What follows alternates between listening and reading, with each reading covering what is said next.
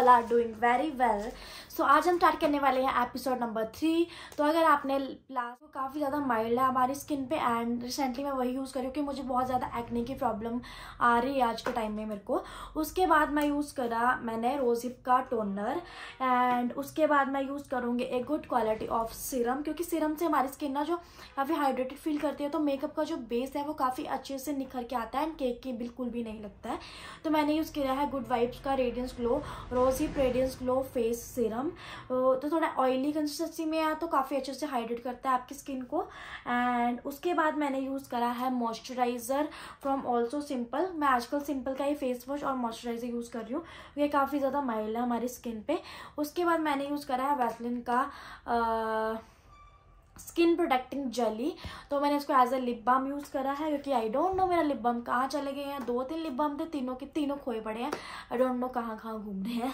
तो मैंने इसी को यूज़ कर लिया जुगाड़ लगाने के लिए।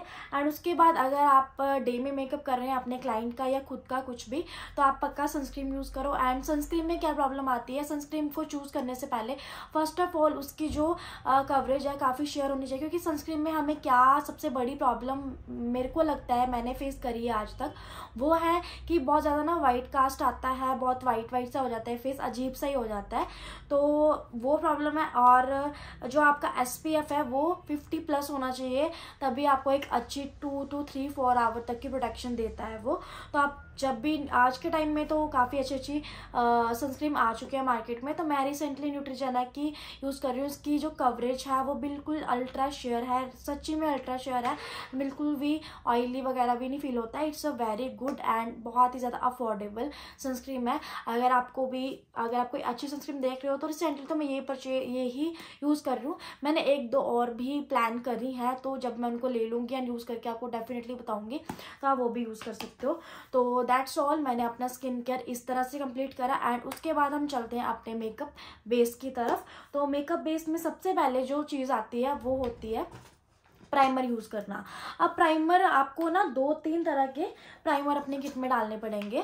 जैसे सिलिकॉन बेस्ड प्राइमर होता है, pore filling primer and perfect match primer, and एक होता है जो नॉर्मल जो बिल्कुल ही नॉर्मल नॉन विजिबल पोर्स होते हैं आपके, उनको कवर अप करने के लिए।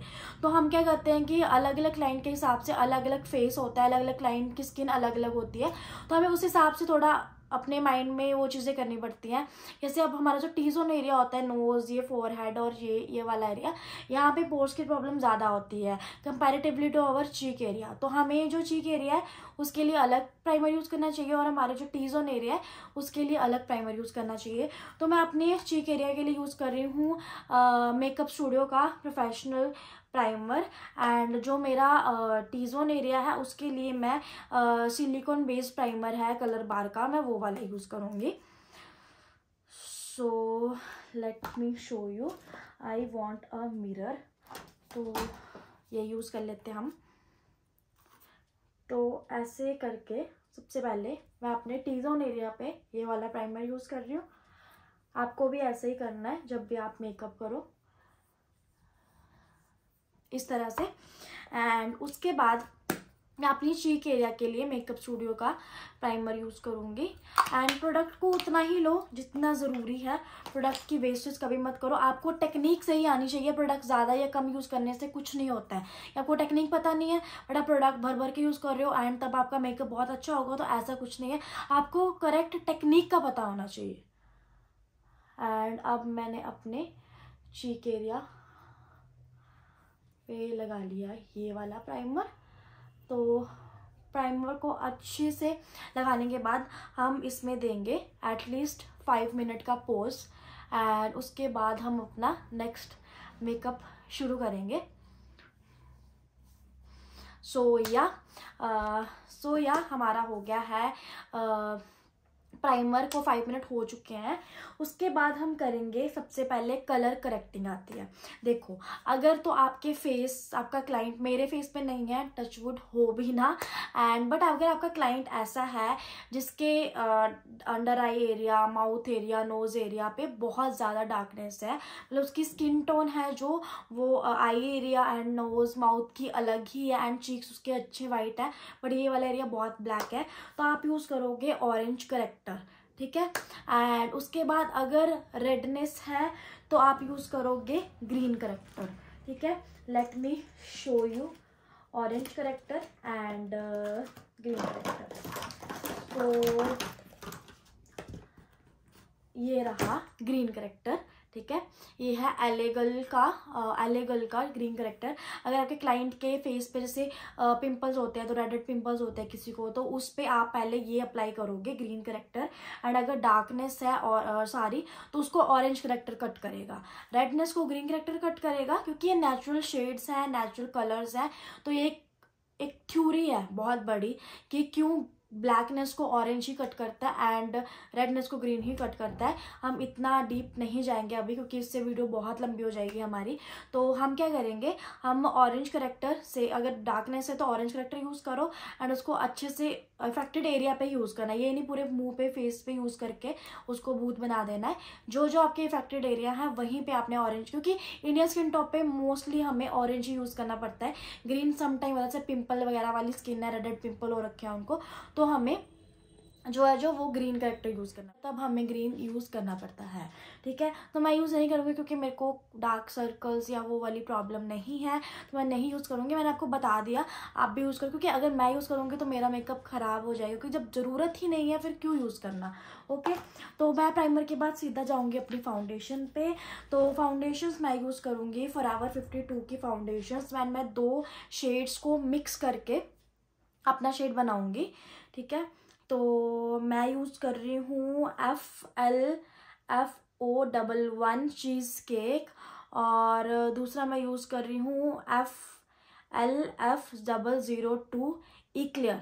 ओके, तो मैं ये 2 शेड यूज़ करूँगी, उसके बाद मेरा शेड बनेगा। तो मैंने अपना शेड बिल्ड कर लिया है, ठीक है। अब मैं इसको करूँगी अप्लाई ऑन माई फेस।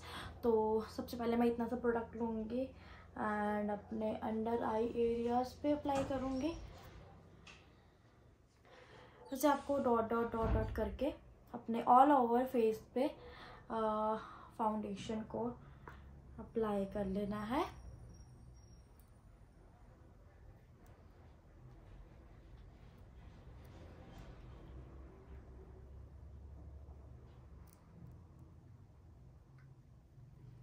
और अपने नेक एरिया को भी कवर करना है अच्छे से, अपने या क्लाइंट के, दोनों को ले लेना।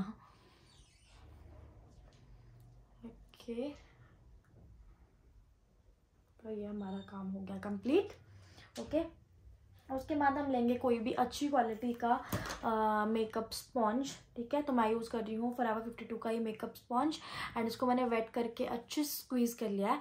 एंड अब मैं इसको यूज़ करूँगी अपनी पूरी ब्लेंडिंग में। एंड प्यार से ब्लेंड करोगे आप, ताकि आप मतलब पेशेंस रखनी पड़ती है। मेकअप आप जितनी पेशेंस से करोगे उतना ही ज़्यादा अच्छा होगा। तो मैं आपको, आप तब तक वेट करो एंड मैं ब्लेंड कर रही हूँ, blend blend blend blend blend.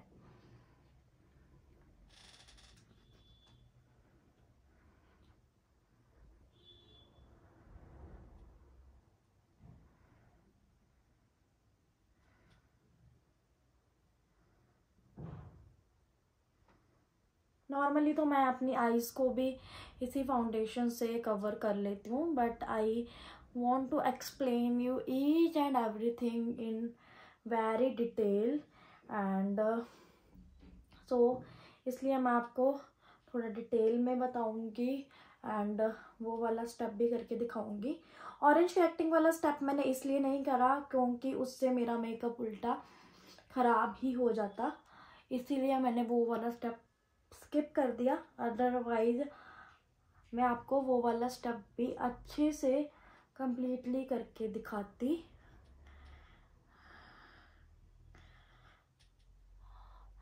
तो जब हम प्राइमर यूज़ करके फाउंडेशन लगाते हैं ना, डिफरेंस क्या आता है? डिफरेंस आता है कि अब एक ना, आप देख लो, एक कैनवस है, ठीक है, आपकी स्किन भी एक कैनवस है, ठीक है, बट आपने उसमें ना जो आपके गड्ढे ही हैं, ऑब्वियसली पोर हम करते हैं, बट अगर मैं एक देसी लैंग्वेज में बोलूँ तो गड्ढे ही हैं, ठीक है। तो बट अगर हमने अपने उस कैनवस को क्लियर नहीं करा, मतलब हमने अब एक रोड है उस पर अगर होल्स हैं तो अगर हमने उनको फिल नहीं करा तो ऑब्वियसली उसके ऊपर हम जो भी वर्क करेंगे ना वो एक फिनिश नहीं आएगी, ठीक है, क्लियर फिनिश नहीं आएगी। दैट्स वाई हम प्राइमर यूज़ करते हैं। प्राइमर के बाद जब हम फाउंडेशन लगाते हैं ना तो वो जो पोर्स होते हैं ना उनमें उनको प्राइमर फिल कर देता है काफ़ी अच्छे से, अगर आप एक गुड क्वालिटी प्राइमर यूज़ कर रहे हो। उसके बाद जब हम अपनी नेक्स्ट स्टेप करते हैं लाइक फाउंडेशन वगैरह लगाते हैं तो उसका जो रिजल्ट्स है ना वो काफ़ी ज़्यादा अच्छे आते हैं एंड प्यारे आते हैं। And I think, I don't no camera में कैसा दिख रहा है बट मेरे अकॉर्डिंग जितना मुझे मिरर में दिखाई दे रहा है मेरी फाउंडेशन काफ़ी अच्छे से स्लिमलेसली ब्लेंड हो गई है।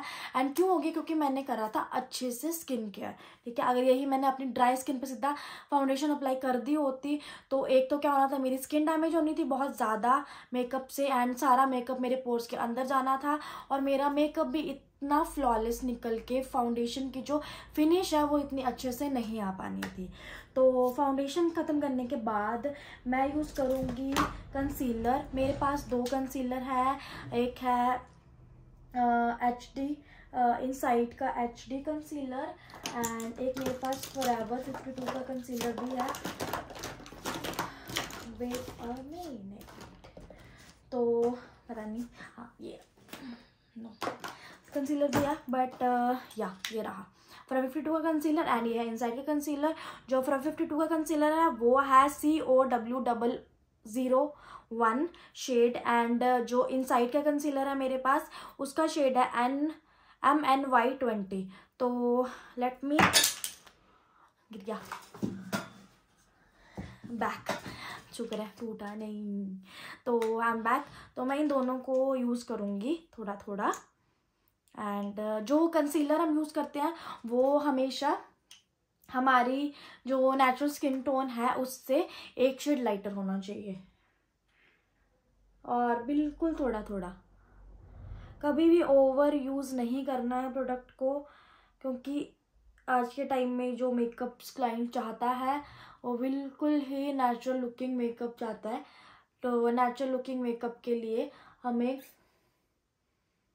ऑब्वियसली लाइट प्रोडक्ट यूज़ करेंगे तभी नेचुरल लुकिंग मेकअप हो पाएगा।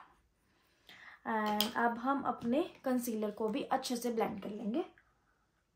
आईज को अपवर्ड डायरेक्शन में ऐसे ऊपर को देखना है आपको एंड क्लाइंट को बोलना है कि प्लीज़ मैम ऊपर को देखिए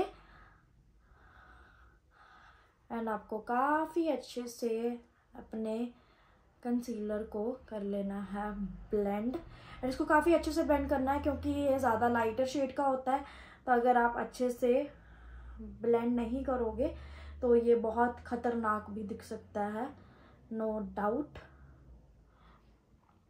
मेकअप आउट एंड इसको भी अच्छे से ब्लेंड कर लो क्योंकि ये आपके फेस को एक स्ट्रक्चर प्रोवाइड करवाएगा एंड हाईलाइटिंग का भी काम करता है ये, क्योंकि ये लाइटर शेड है।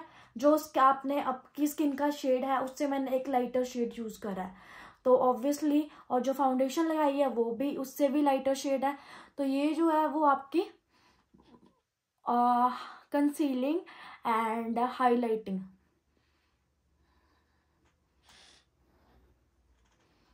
दोनों का काम करेगा। एंड इसको काफ़ी पेशेंस से और आराम से ब्लेंड करना है। मेकअप में कभी भी जल्दबाजी नहीं करनी है, मतलब जल्दबाजी करो, आई एम नॉट सेइंग कि आराम आराम से, बट जब तक आप उस लेवल के प्रो नहीं बन जाते हो तब तक, मतलब जैसे मर्जी करो बट एक जो रिजल्ट्स होते हैं ना उस तक पहुंचना है अच्छे से, तभी उसको ब्लेंडिंग करना छोड़ना है। क्योंकि मेकअप में जो सारा प्रोसेस है आपकी एक एक चीज़ बहुत ही मैटर करती है कि आप कैसे कर रहे हो, क्योंकि सारी प्रोसेस मिलके ही एक गुड मेकअप लुक क्रिएट कर पाता है। सो या आई एम डन। तो आई थिंक सो मेरा कंसीलर भी काफ़ी अच्छे से ब्लेंड हो गया है, बिल्कुल भी ऐसा नहीं लग रहा है कि कुछ वाइट आइज के नीचे एंड उसके बाद मैं यूज़ करूँगी हाइलाइटिंग एंड ब्राउज़र। तो मैं यूज़ कर रही हूँ वी फेस मेबलिन न्यूयॉर्क की वी फेस स्टिक। मेरे पास पैलेट्स भी हैं बट मैं आज यही यूज़ करूँगी क्योंकि काफ़ी कन्वीनियंट है यूज़ करने में। इसके एक साइड में आपको मिलेगा हाइलाइटिंग एंड तो ये यूज़ कर लेते हैं हम। एंड इसके दूसरे साइड पे आपको मिलेगा ब्राउज़र। तो ब्राउज़र भी जो होता है ना वो शेड टू शेड डिपेंड करता है। अगर आपका शेड क्लियर है तो आप लाइट शेड का ब्राउज़र यूज़ करोगे। अगर आपके क्लाइंट का या आपका जो स्किन टोन है वो डार्क है तो उसको और डार्क, क्योंकि ऑब्वियसली अब डार्कर शेड चाहिए, जो उसकी स्किन टोन है उससे 1-2 अपलिफ्ट करके डार्कर शेड चाहिए होता है आपको। तो आप पाउट करोगे एंड अपने ईयर से होके डाउन यहाँ तक आना है, अपने होल तक। एंड अपने नोज़ को भी करोगे क्योंकि मेरा नोज़ तो बहुत ही मोटा है तो मुझे तो करना ही पड़ेगा। फोरहेड मेरा ठीक ठीक है तो ज़्यादा कुछ नहीं, फेस से मेरा ठीक है ज़्यादा कुछ नहीं, थोड़ी सी अपनी जो लाइन को शार्प कर लेते हैं। तो डिपेंड करता है कि ये भी डिपेंड करता है आप कौन सी चीज़ किस पे यूज़ कर रहे हो। आप किसी का फेस ऑलरेडी इतना पतला है उस पर आपको कॉन्टोरिंग करने की नीड ही नहीं है, ठीक है। आप किसी का फेस बहुत फैट है उस पर आपको बहुत काम करना पड़ेगा कॉन्टोरिंग के लिए। तो यू हैव टू अंडरस्टैंड कि आपको कहाँ, अब देखो कॉन्टोरिंग का वर्क क्या है, आपके फेस को स्लिम दिखाना, ठीक है। अब जिसका फेस पहले से स्लिम है उस पर क्यों कॉन्टोरिंग करनी है, उसको और पापड़ थोड़ी ना बनाना है, ठीक है। तो that's a very common sense वाली बातें जो आपको हर स्टेप में सोच समझ के करनी पड़ेगी, ठीक है। तो अभी हम यूज़ करेंगे वैसे अपना ब्यूटी ब्लेंडर एंड अपनी पूरी की पूरी जो कॉन्टोरिंग है उसको ब्लेंड करेंगे। वापस वही इशू मैंने बताया, मैं अकेले शूट कर रही हूँ तो मुझे बार बार ना चेक करना पड़ रहा है, मुझे डर लग रहा है कि शूट हो भी रहा है या नहीं। तो that's why understand my problem.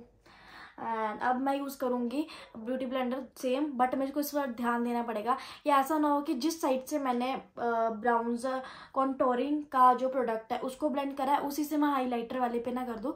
तो मैं डिवाइड कर लूँगी कि एक साइड से मैंने कॉन्टोरिंग को ब्लेंड करना है एंड दूसरी साइड से हाईलाइटिंग को। तो पहले मैं करूँगी अपनी कॉन्टोरिंग को ब्लेंड।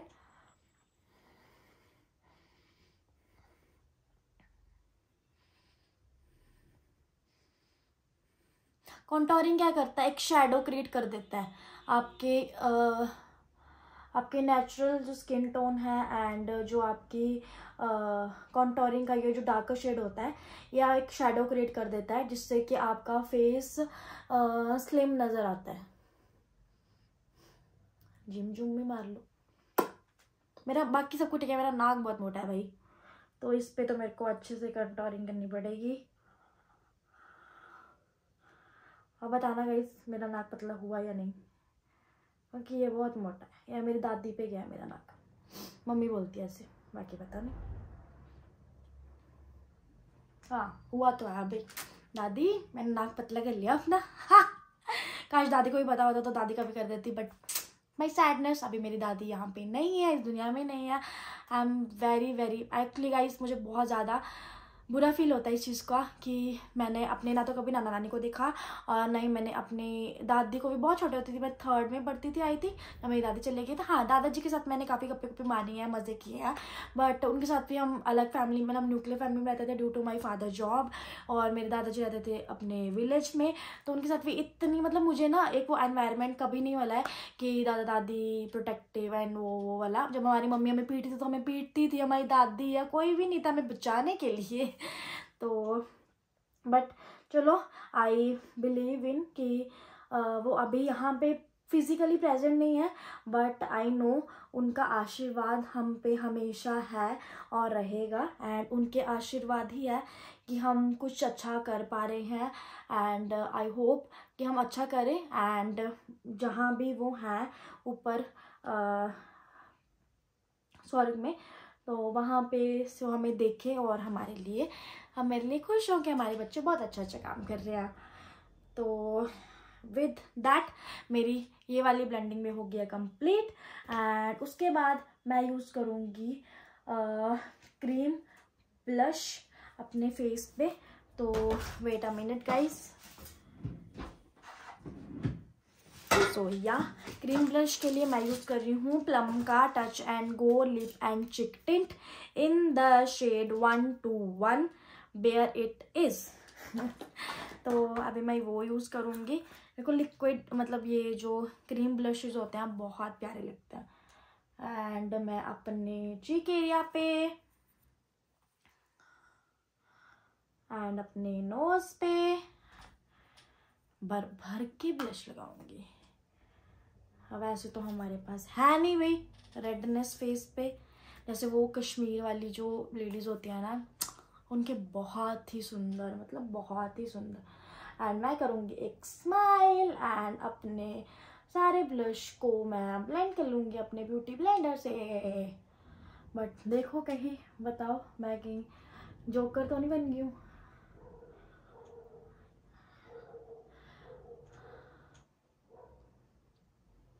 एंड इसको अपलिफ्टेड रखना है। I think that's okay. And बाकी ये धीरे धीरे जैसे मैं काम अभी मेरा बहुत सारा पड़ा है फेस पे, तो ये खुद ही ब्लेंड हो जाएगा अच्छे से। एंड उसके बाद पूरा मेकअप डन होने के बाद मैं यूज़ करूँगी अपना फेस पाउडर। एंड मैं यूज़ कर रही हूँ शुगर का transparent all set to go transparent powder. And इसका कोई शेड नहीं होता है, तो सीधा इसको लिया एंड अपने ब्रश की हेल्प से मैं इससे अपना पूरा फेस सेट कर लूँगी। सबसे पहले मैं अंडर आई एरिया करूँगी। एंड जब भी आप अंडर आई एरिया को ब्लेंड करो ना, तो पहले अंडर आई एरिया को फिर से पूरे अंडर आई एरिया को फिर से अपने ब्यूटी ब्लेंडर से ना अच्छे से अपनी जो अपने क्रीम प्रोडक्ट यूज़ कर रहे हैं उनको ब्लेंड कर लो। क्योंकि जब हम आईज ऐसे ऐसे करते हैं या ये लाइंस नेचुरल फोल्ड हैं जो हमारी आईज के ये करते हैं ना, तो उसमें जो है प्रोडक्ट वो ज़्यादा हो जाता है, प्रोडक्ट चला जाता है लाइंस में, तो वो क्लैरिटी नहीं आ पाती है। तो जब भी आप करो अपने क्लाइंट को बोलो या खुद भी ऐसे आईज अप करो एंड पहले यहाँ पे ब्लेंड करो, उसके बाद अपने पाउडर से ऐसे ऐसे करके उसको सेट कर दो। एंड मैं अपने पूरे मेकअप को इस लूज पाउडर से सेट कर लूँगी।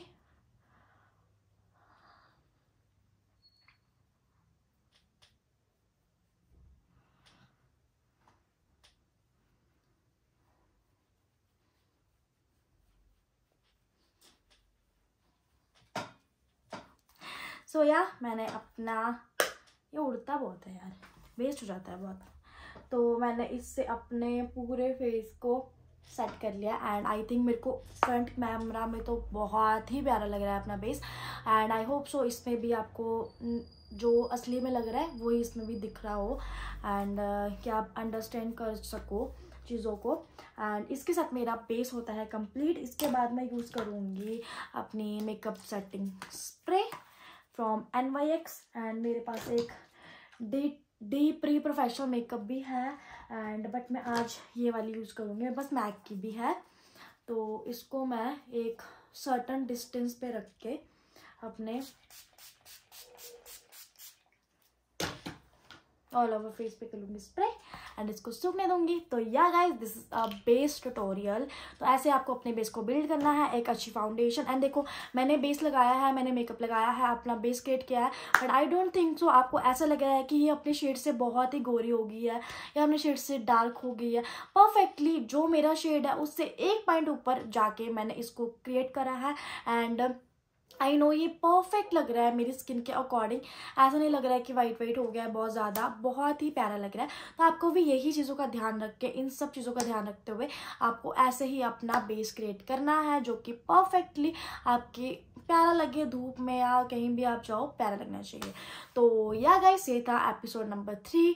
तो मिलते हैं आपसे एपिसोड नंबर 4 में। Till then love you all and keep subscribe my channel and like it and share it as much as you can and love you all.